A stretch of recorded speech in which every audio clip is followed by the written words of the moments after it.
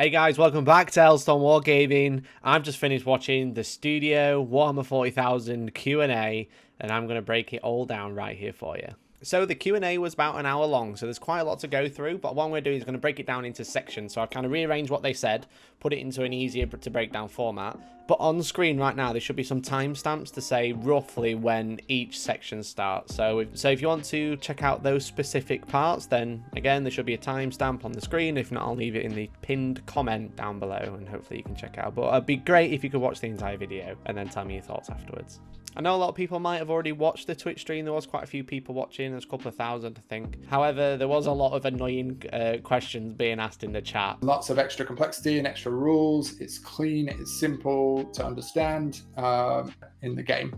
And we've the most obvious example of that is which does it blocks limestone whether you can see. So I thought I'd bring it here to try and break it down for you in a nice, easy, digestible format. So Crusade, from what they kind of went through, it sounds like it's going to be a trackable game system. So where you set yourself an army and you play multiple games and track those games of how well you did. They went over something that said we'll have a log to track games. As you play, you'll gain experience, requisition, and they either said you'll gain agenda or you'll complete agenda. So I presume it's complete agenda. They're kind of a little bit unclear on that part, where maybe you'll get like little special missions and stuff like that. One of the main examples they did give was that you don't have to set a certain amount of friends to play a Crusade game with. So you set yourself on a Crusade and then you can play anyone and count that towards your Crusade campaign or story that you've got going on. So if you go and play your mate who's in your Crusade, next week you might be able to go and play a guy who's practicing for a tournament, and you just take your army with you, and then even if you lose, it doesn't matter because it's still adding to the Crusade that you're on. So Crusade is designed to heavily follow the narrative.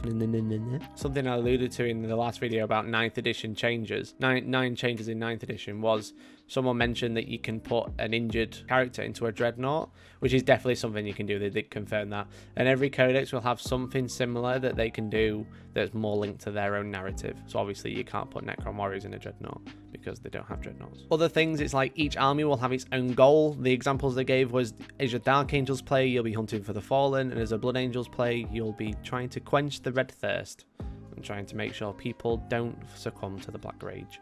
They did go over that Crusade will have multiple game sizes. You're probably going to start off with a smaller army and work your way to a larger army, and the smallest army will be a combat patrol. A combat patrol is linked to 500 points or 25 power level. You'll go through into things like spearhead or incursions, but they didn't really specify how large those games would be.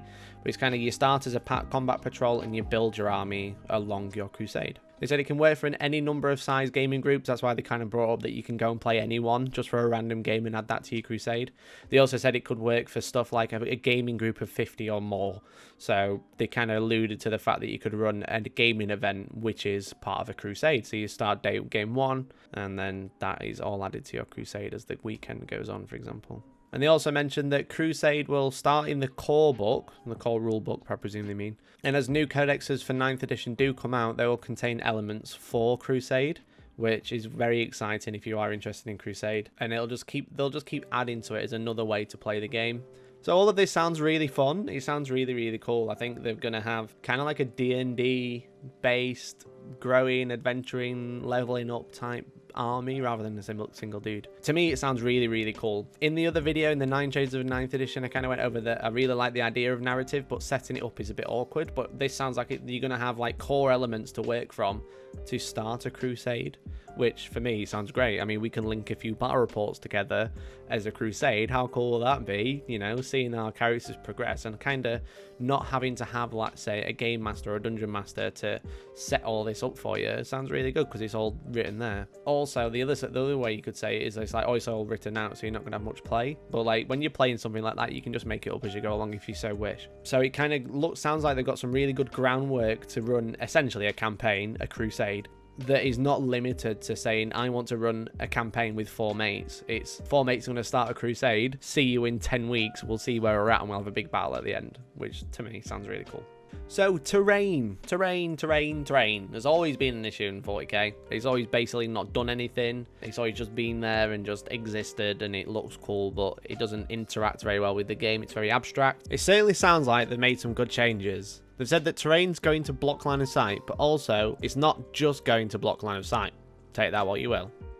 The example they gave was that you couldn't shoot through 3 windows and through a post box to hit a unit. So whether this means you can only shoot through one wall, can't shoot through another, you can't shoot through any walls at all, they didn't really say. Scenery has rules, and you would set each scenery piece a rule at the start of the game. This kind of sounds similar to the way they do it in Age of Sigmar, where you have scenery dice and stuff like that. I don't think it's going to be random. I think you're going to look at the piece and decide what it is. One of the special rules that some terrain will have is known as obscured, which will block the line of sight around its footprint, which to me sounds like essentially lower level blocks line of sight, which we've seen in ITC. So it kind of sounds like they're taking that and bringing it on board, whereas they have fancy terrain, they know they have fancy looking terrain, but it doesn't function in the game, whereas they're now saying, yes, it does function in the game, but it still looks pretty.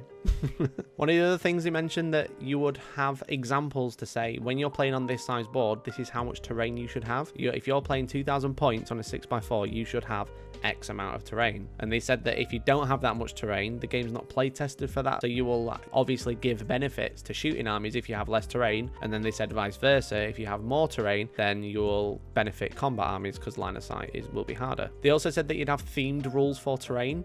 They gave an example where an ice world will have different rules to a city. It sounds like the different terrain pieces will have more unique rules, whereas rather than just having cover or not having cover, a city will give you so many benefits, like a building, but an icicle might give you some interesting benefits, but not as good cover save as a building, for example. That's kind of like what they alluded to. They didn't actually say that, but they said that an ice world would have different rules to a city. They also gave an example of weird charges and how monsters and stuff interact with first floors. The example they gave was it's kind of annoying when an Imperial Guardsman runs onto a first level of a building and a Carnifex is touching it with his carapace, but he can't actually charge it because his bases can't get within an inch. And they kind of said that they've improved that. They've removed gamey mechanics to improve terrain and combat, and so it feels less abstract and less weird. So all of these changes sound really good. It's going to be interesting. Again, I kind of went over this the other day, but as an event organizer, when they start changing like terrain and stuff like that, it's quite interesting and can be quite scary, because I have to consider, like, in an event format, how would all this work? Would it have to be same across the board, or would it across the board?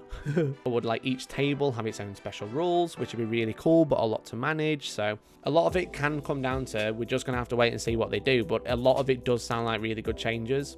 Because there's nothing worse when you have an event and you have to house rule stuff like ITC bottom 4 blocks line of sight, or if it fits it sits, so you can't have vehicles hovering over buildings and stuff like that. So being able to have more specific rules from the rulebook that everyone is on the same page, rather than having specific rules for each event, just is only good news. So another one that they only really lightly touched on it, which is a bit of a shame because this is quite important, but they started talking about command points. And they said that detachments aren't going to unlock command points anymore, which they already told us that information. And what they said was each size game would determine how many command points you as a player and your opponent would get. I spoke about it in the Crusade section if you watch that part, but they said that Combat Patrol is a size game, and that is around 500 points or 25 power level. They mentioned other ones like Spearhead and Incursion. They didn't specify what size they were, but they kind of alluded to the fact that they'd be bigger games. I imagine Spearhead maybe 1,000 points, Incursion maybe 2,000 points, for example. But that's just me guessing. They didn't actually say how many points they were. The main change is that detachments don't unlock command points anymore.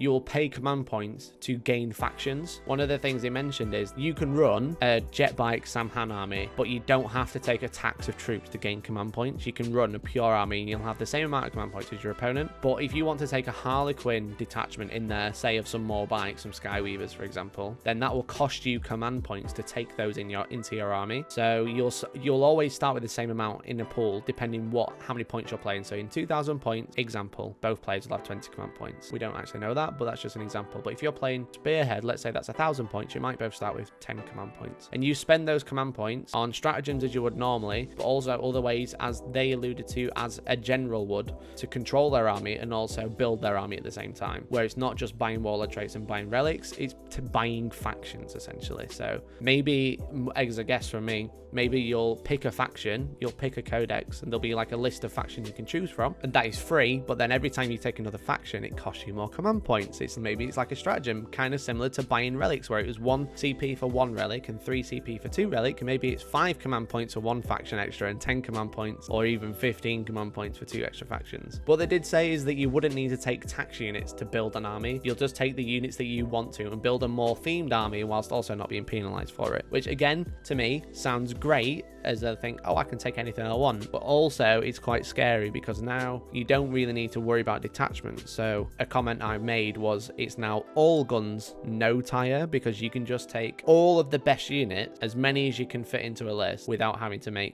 take any taxes. Usually you'd see that in taxes in troops and stuff like that. Even if it is a loyal 32, usually gives you command points, but a loyal 32 or 32 guardsmen for a battalion will give you command points, but it'd also give you a detachment to unlock extra stuff. But it sounds like there's just going to be none of that, so it's going to be quite interesting. You're just going to be let's say tanks are broken, you're just going to be able to spam tanks. You're not going to need to spend any points on troops, which is a quite scary thought. So I'm wondering how this is going to change and how the competitive scene is going to change with that. So now this is going to be the longest section, more than likely. This is the general game changes. So this is the main things that are going to be changing in Warhammer 40,000 come 9th edition. There's quite a lot to get through, so bear with me. Overwatch has changed.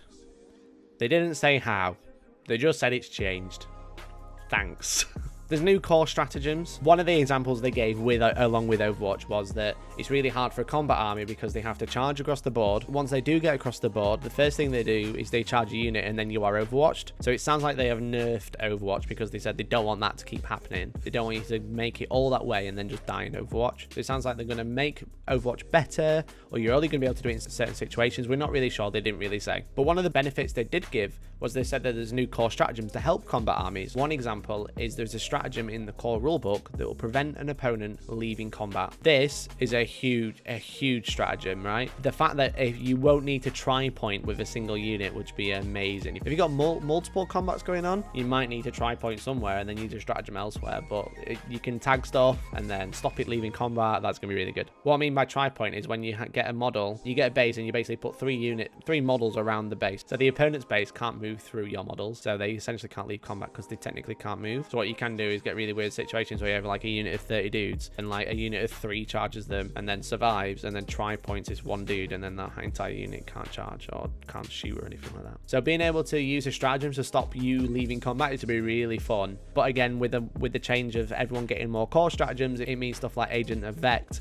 is going to be much stronger because there's going to be a lot of cool stratagems that people want to going to use and think in their army, oh yeah, I'm going to be able to do that, and then Dark Outlaw is going to be like, nah.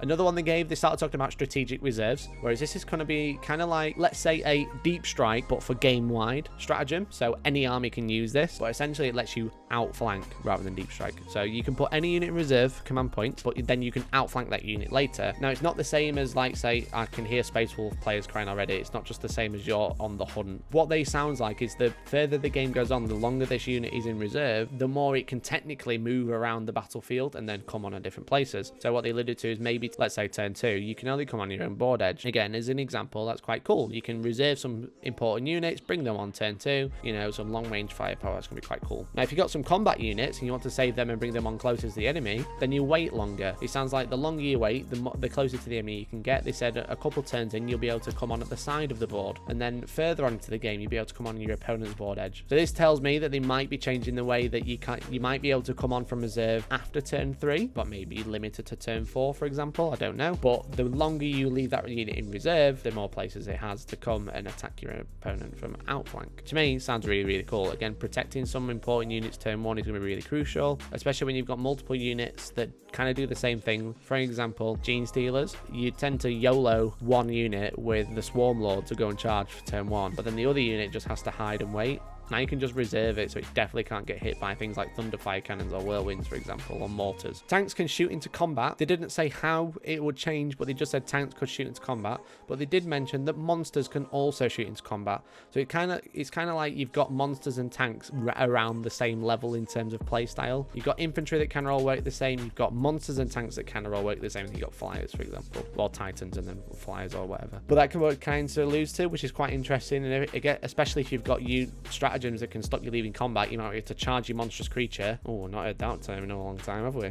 Charge your monster, attack, shoot, and prevent the unit from leaving combat. That's going to be super strong for stuff like carnifexes and stuff like that, which is very interesting. It's very bizarre. I'm going to be quite interested to see how all these changes become effect. Like, I reckon they're going to have shooting in combat the same as Age of Sigmar. If you got a shooting weapon, you're in combat, you can only shoot the unit you're in combat with. But a lot of people are very worried and very concerned that Lehman Russers with their turrets sticking out here can shoot the units in base contact with its back here. But we'll have to see. I don't know. What do you guys think? Do you think turrets should have a special rule where you can't shoot into combat? You can only should they only be able to shoot other units rather than the unit they're in combat with? I have no idea. What do you think? Random shots are still in the game. You will still have random amount of shots for weapons and stuff like that. They did go a little bit further into blast weapons, how blast weapons will get maximum shots against horde units. So they said that in the back of the core book, they referred to it as a core book, which I presume they mean the core rule book. They said there would be an appendix at the back to define what is and what isn't a blast weapon. And then they said that in the future, blast will essentially become a weapon type, much the same as heavy or assault and stuff like that. They didn't really define what hordes were, except that hordes would just be a larger unit. So I presume they're going to say blast weapons will get maximum shots if they target a unit over the number of X, where X is the undefined number currently. I reckon it's probably going to be a more than 15, but I don't know. What do you think would be fair for a horde? Is a 10-man tactical squad a horde? Is a 15-man Genestealer squad a horde? I don't know.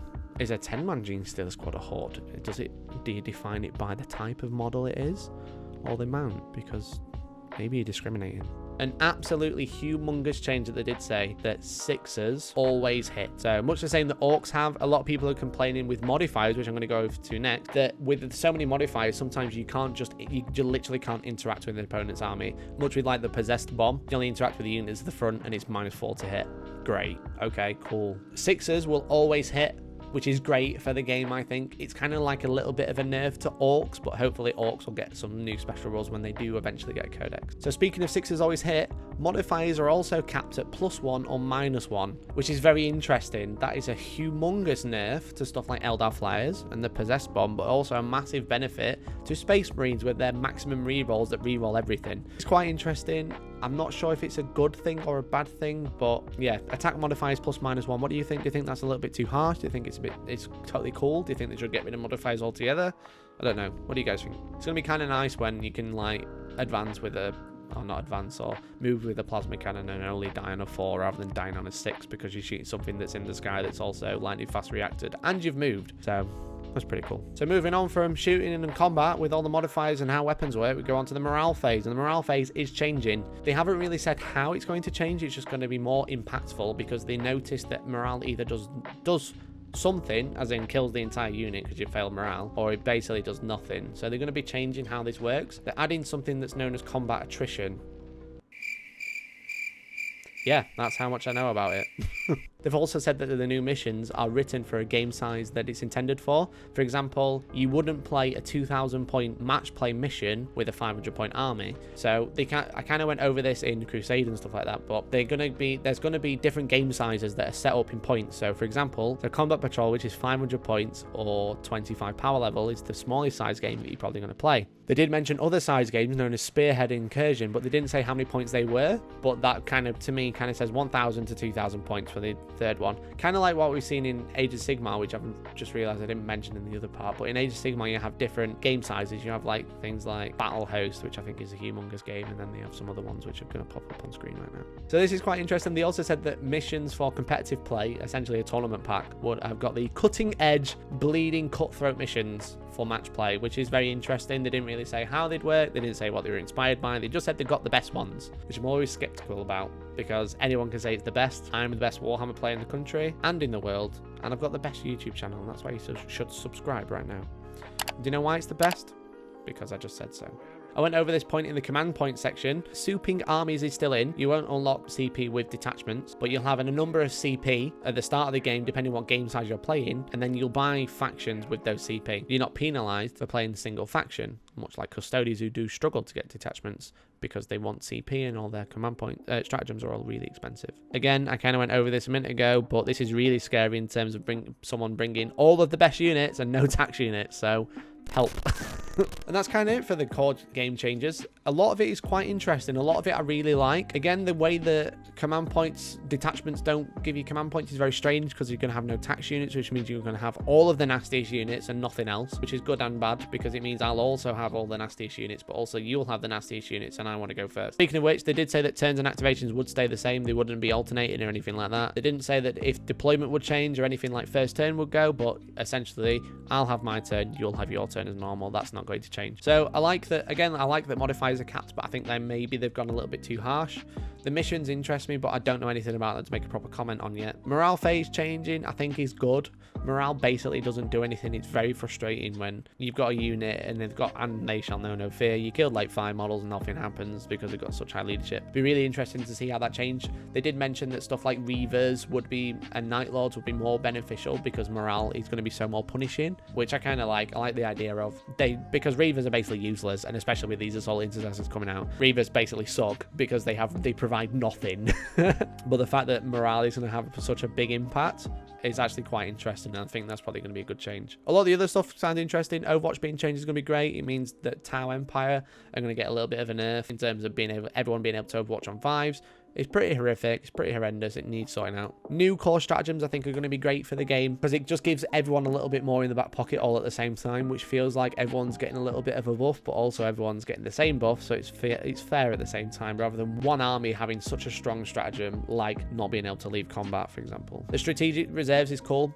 We used to have this in 7th and before. You used to be able to reserve up to half your army, which is always fun, and you used to just bring it on from the board edge. It sounds cool because you can just hide it. You don't have to hide behind a building anymore. You can hide it off the board, which is always nice. Obviously, it means you don't have it turn 1 or turn 2, but you can hide your most expensive unit that's only good in shooting until turn 2, and it comes on, it does all the damage it needs to do. Unmodified 6s to hit is great.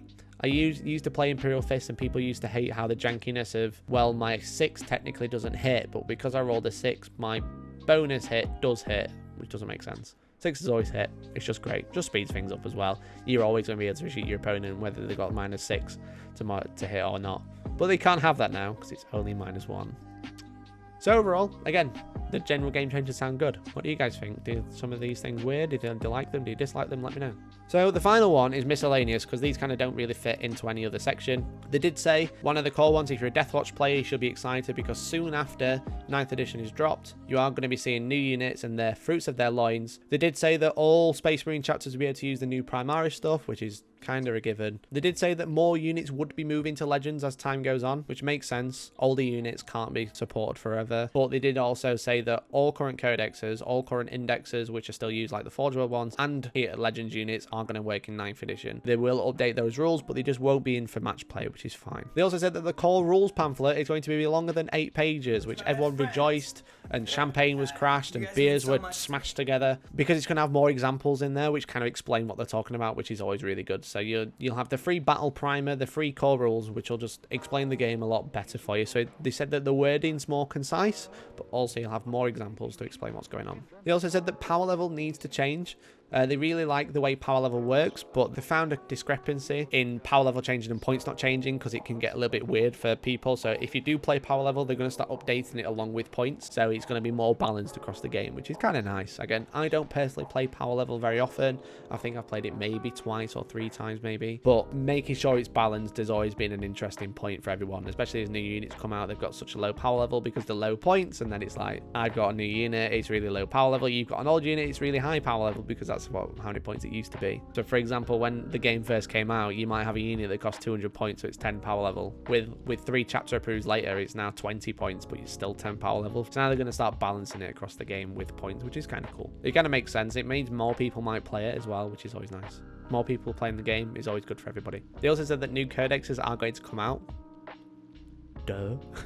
And they'll also kind of take some of the supplemented rules that they've been given, such as from White Dwarfs or Psychic Awakening, and they'll be writing the best bits into the new codexes. They might have to cut some stuff. They might cut some stratagems. They might cut some warlord traits from supplements or from the older codex, but the new codex will have the best of both worlds and new stuff, which is always great. Kind of like what they did with the Space Marines. They took stuff from Vigilus, they took stuff from the old codex, and then made the new codex, and then put even more new stratagems in there, which is always nice. Whilst it's a little bit broken, it's probably the most well-written codex in terms of how everything works and how much synergies there is in the book. So if they're taking examples from that, we can only be a good thing. And the final point they made, they started talking about the assault intercessors. They are equipped with Astartes chainswords, and they are better than normal chainswords. But the great thing is it's an Astartes chainsword, so they basically said that all Space Marines have a new chainsword profile, which is better than a normal chainsword. They didn't say how much better it is, but they said it's better than an Imperial Guard's chainsword. So we can only consider this maybe having an AP1, plus giving +1 attack, potentially giving +1 strength. We don't really know. We can only guess. What do you think the profile of an Astartes chainsword should be?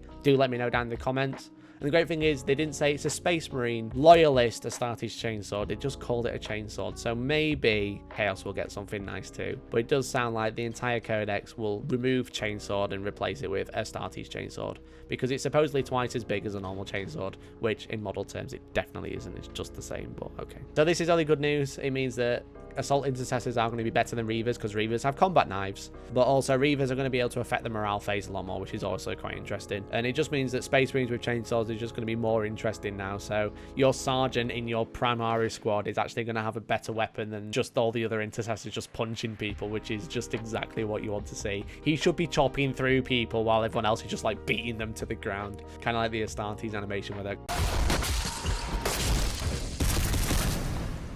And there you go, there's your super fast, quick fire rundown of the studio Q&A that I watched for you and then told you all about. There's a lot of interesting changes, and I'm actually really excited for 9th. I'm excited for 9th as I was for 8th, which is always good. Potentially taking 8th edition and making it better, which is exactly what we want. Kind of like what we saw with Age Sigmar going to Age Sigmar 2. It's essentially the same game. There is some drastic changes, but the bulk of the game is the same, which is what you want from it. You don't want to keep changing the game system so much.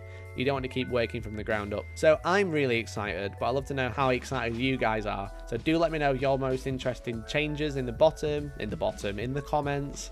I'm really interested to hear your thoughts, and maybe we can get some ideas flowing, which is really fun. I've obviously done a couple of other videos, such as the one where we analyze the units that are coming out and what they might do on the tabletop, and also just general speculating of 9th edition in the 9 changes in 9th, where we got some really cool ideas flowing. Obviously that's impacted how I think about some of these changes that are coming forward. So the more you tell me, the more interesting discussion we can get flowing all over, which is always great. Otherwise, guys, thank you very much for watching. Please subscribe. We're on our way to 20k. It's the great push. It's not the big push anymore. It's the great push. I don't know what we're going to call it after that, but we'll think of something. As you can tell, I've talked really fast in this video because I am super duper excited. I'd love to hear how excited you guys are. Otherwise, please subscribe, support the channel if you want to. You can support us by going to hellstormwargaming.co.uk, subscribing there. You get loads more battle reports. I am going to be dropping some on YouTube as 8th edition is coming to a close, but there's loads more stuff on there, and you just generally support us. You can support us on Patreon as well, or you can become a channel member. You get emotes on the live chats, which we do every Monday. Otherwise, have a great day. I love you, and we'll see you very soon. Bye-bye.